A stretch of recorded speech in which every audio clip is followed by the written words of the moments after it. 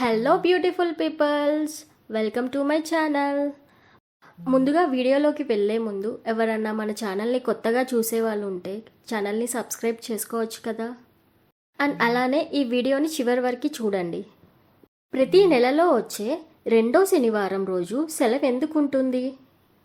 అయితే మన ఇండియాతో సహా అన్ని దేశాల్లో ప్రతి నెల సెకండ్ సాటర్డే రోజు బ్యాంక్స్కి ఇంకా ప్రభుత్వ కార్యాలయాలకి కొన్ని ప్రైవేట్ కంపెనీస్కి హాలిడే ఉంటుంది.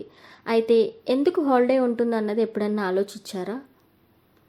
19వ శతాబ్దంలో ఒక బ్రిటిష్ అధికారికి ఒక అసిస్టెంట్ ఉండేవాడు.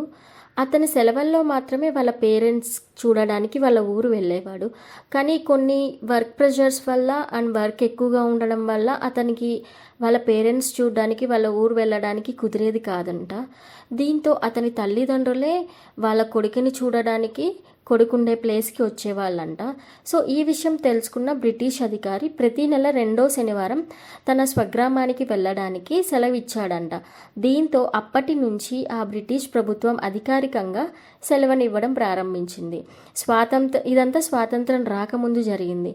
అయితే స్వాతంత్రం వచ్చిన తర్వాత కూడా మన ఇండియన్ గవర్నమెంట్ ఈ సెలవును అనుసరిస్తూనే వస్తుంది.